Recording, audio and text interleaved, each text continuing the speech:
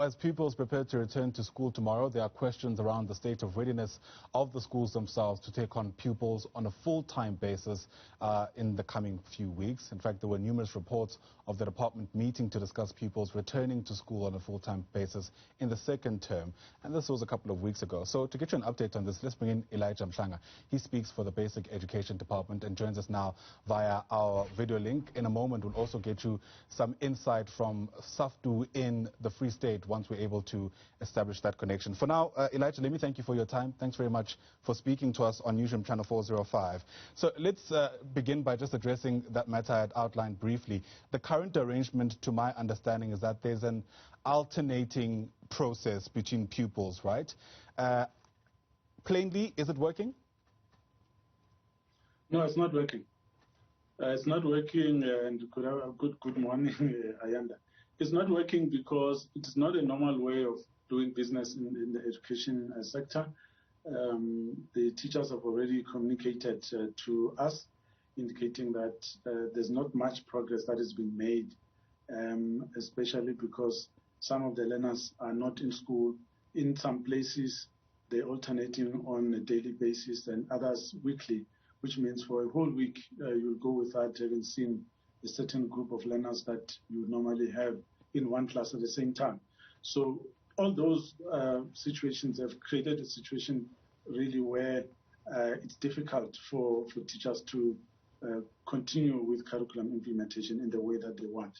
And those disruptions are causing learning losses that we have since suffered as a sector, and we feel that something needs to be done about it. I mean, the obvious follow-up question is, what is that something that will be done by the department? As you rightly outlined, the loss of time and the loss of learning is in some ways completely unsustainable.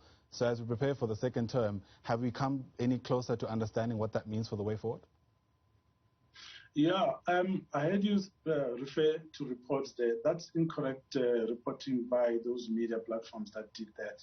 What we said was that the Director General had met heads of education departments from provinces where the matter was discussed on whether primary school learners should all return to school. It was discussed there and agreed that a proposal needed to be sent through to the cabinet following the process that we normally follow. Which is taking that proposal to the different platforms such as the net joins, as well as the clusters, as well as the NCCC. And that is what needs to happen first. So there's no way that in a few weeks we could take that type of decision. Even this week, the minister and the deputy minister will be meeting with all MECs of education on Thursday and Friday to discuss a whole host of issues affecting the sector, including that one. So it's still being dealt with inside the sector. We have not arrived at the decision yet. We still need to consult because it's a public health matter which we need to handle with care. We still want to save lives and livelihoods, and make sure that education continues, but we are doing so responsibly, even if it means that we will return all the learners, particularly at primary school level, because that's where the learning losses are suffered the most. Yeah, and those are incredibly important years, especially if you are to consider them as building blocks to much more complex subject matter later on. You say that there are various issues to be discussed. Are you able to share with us what some of those other issues are on the top of the agenda? Well, first and foremost is the impact of COVID-19 on the sector in general. You know that a lot of our pilots had to stop because of COVID last year when we needed to focus on saving lives and making sure that people adhere to these health and safety measures. So we needed to do that, but now we are seeing reports coming through. For example, there will be an update on the new curriculum, on the new history curriculum that has been an issue for the past few years. The minister did appoint a ministerial task team to rewrite that curriculum. There will be a presentation on the progress made in that regard. But of course, the three streams model, that too is going to be discussed. So you can see that these are curriculum issues that are being dealt with here. We're trying to get the system back on track slowly while we are mindful of the situation around us of the pandemic, which has caused a lot of disruptions in the sector. Yeah, and a part of ways through which that disruption was meant to be curtailed was through this 3-year recovery plan that was announced by the minister a couple of months ago. I wonder what this means, this 3-year recovery plan, for those who will be out of the system by then. In my mind, even if all goes according to plan, those individuals will be disadvantaged. Well, you're correct. They will be disadvantaged. There was a situation that happened of COVID-19, which happened without anyone expecting it. And we needed to adhere to the call to stay home and be safe. And the hard lockdown happened, schools were forced to close. And as a result, we had to go back and say, what can we do? We had to trim the curriculum, send kids back to school on a rotational basis. And we even had to reopen schools gradually and in a phased approach with some grades starting as late as August last year, which means, among other things, that the class of 2021, the matric class of 2021 are the grade 11s of 2020 who did not complete their curriculum. So we are busy with that now, making sure that we don't lose any day, any hour of teaching that we can use. That's why we are working on the camps. You might have seen the Director General as well. He's been visiting the camps this past week in all provinces, basically, where these centers are operated, and they've been created to support learners, make sure that they complete their curriculum. But of course, there will be other learners who will never be able to complete the curriculum, because we came up with a 3-year plan, but now the research is actually indicating that the learning losses are worse than initially reported. So now this workshop this week will also consider that, to say what is it that the sector can do to try deal with this anomaly that has arisen as a result of COVID-19. Are you worried about the impact this is going to have on the credibility of what the Basic Education Department is actually able to offer its pupils? I mean, I am heartened by how quickly you admit that there are issues, and some of those issues perhaps are way worse than you had initially predicted. But what is disheartening is the sense that the solutions are not forthcoming quick enough to at least secure the futures of these pupils who are going to be so adversely affected. No, in fact, if you look at what has been happening, we have been engaging. Remember, this is a large sector of 13 million children with 400,000 teachers in 25,000 schools in 9 provinces. So you can't just wake up, take a decision, and go with it. You need to consult. We've got teacher unions, we've got SCP associations. Earlier this year, we had a Lefutla where all stakeholders came through, civil society and everyone, who deliberated on the impact of COVID-19 on schooling. And then the DG also had his own workshop with HODs, the heads that run education departments in provinces. There, some resolutions were taken as well. And now, the most important platform of the minister and the MECs is coming this week to also look into the matter even further. So in every stage, there are solutions that are being ironed out. It's just that the announcement have not been made as yet. That's why you might be feeling that the solutions are not coming through. But at the right time, the announcements on the issues affecting the sector and the way forward will be made known to the public. But you need to make sure that whatever decision that you take is thoroughly thought through. It's an outcome of consultation, honest consultation, but also having gone through the policy processes where such is needed to make sure that no one is left behind, but you go forward having consulted everyone and that no mistakes are made, because the impact of that could be devastating, and we don't want to multiply the complexities that we're already embroiled in due to COVID-19.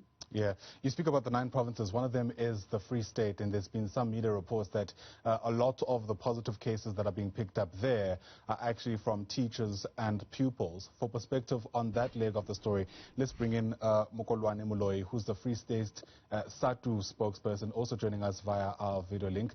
Dr. Moloi, thanks very much for your time. Let's get a sense of how big a problem this is from your reading. To what extent are you concerned of schools specifically, where you're at, becoming some kind of vehicle through which this virus is continuing to spread? No, thank you very much for being part of the program. And as the organization will be eagerly awaiting a pronouncement by the minister, as alluded to by Mhlanga, so that will give us a broader picture in terms of the plans that the department will be embarking on moving forward. But coming back home here in terms of statistics that we got even from the Department of Health in terms of increasing cases of COVID in our schools. So yes, the province is not that big, but if in one 24 hours you get 200 cases, looking at the province, those are bigger numbers.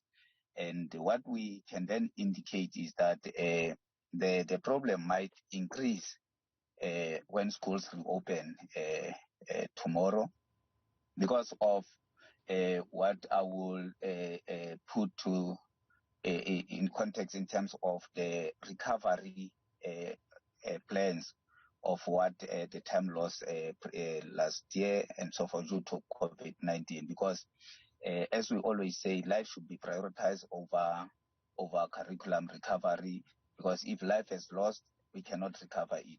But because of desperation on the part of the department, we have seen some of the protocols being undermined by the schools, and the pressure being put from by the departmental officials from district as well as head office.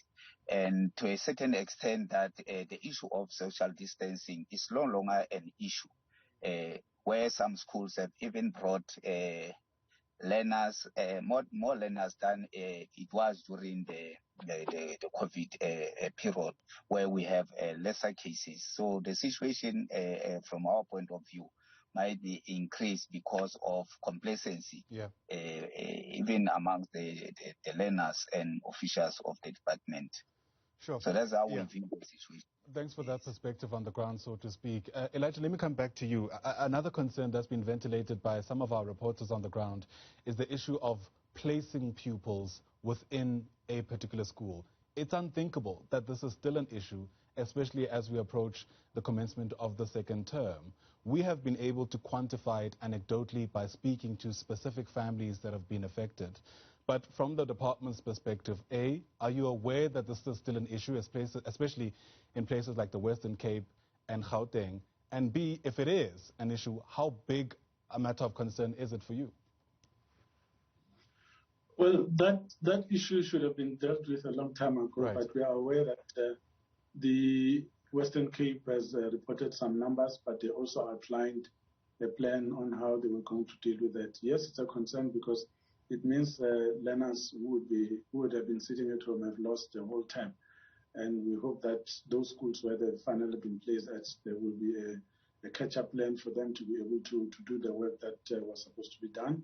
And we trust that there would have been communication ongoing until the time when they were assisted. Is that realistic? Sorry to come in there, Elijah. I mean, a catch-up plan when they're meant to be simultaneously learning the content for the second term, to me sounds like a mammoth task that would be overwhelming, especially for children who might be in primary school.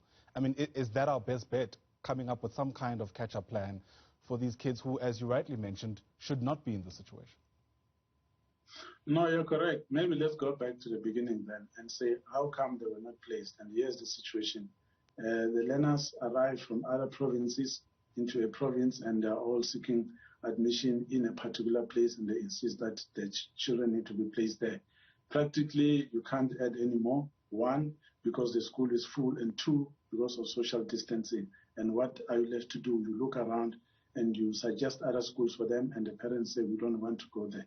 So that's the problem. We also need to understand it so that when we look at possibilities, we understand the origins of it. So all the learners who haven't been placed, insofar as what you're saying, is because their parents have agreed on the placement offered by the department, all of them? Those that have been placed is because they finally agreed, because they've seen that when the officials say a school is full, it means exactly that a school is full. It's the same thing that we experience in Gauteng. When you tell parents that a school is full and they say it's not full, or they insist that the children need to be placed there. But we must also understand that it's a movement of people from some provinces to others, looking for jobs and all of that, and leaving provinces with schools that are half empty because of economic opportunities that they are seeking and expecting to find wherever they are going. So that is the problem. That's why now, if you look at the Eastern Cape, there are some schools that we are now considering closing them down, even though we built them recently as brand new state-of-the-art facilities which are no longer experiencing full occupation because people are moving to the cities. And in the case of Eastern Cape, they move to Western Cape. In the case of Gauteng, they come from Mhlanga, Northwest Limpopo, and come to Gauteng. So that is what is happening. People are moving. So that has been the trend in the past few years, but COVID has made that even worse. That's why it's important that parents understand that when you are asked to wait for some time, you need to cooperate with the district office or with head office while they are procuring mobile classrooms or arranging to take the children to another school somewhere. I mean, we also had cases in the Western Cape where parents were referred to a particular school and they said they don't want it. So you have such practicalities that you need to deal with. If all of us were to focus on the plight of the child, perhaps that would help in the way we think about things and the decisions that we make. Certainly a concerning state of affairs as things stand, but we're going to have to leave it there because of time. Really appreciate your chatting to us. Elijah Mhlanga speaks for the Basic Education Department. Also joining us there was Mokholoane, beg your pardon, Moloi, who speaks for SADTU in the Free State. To both of you,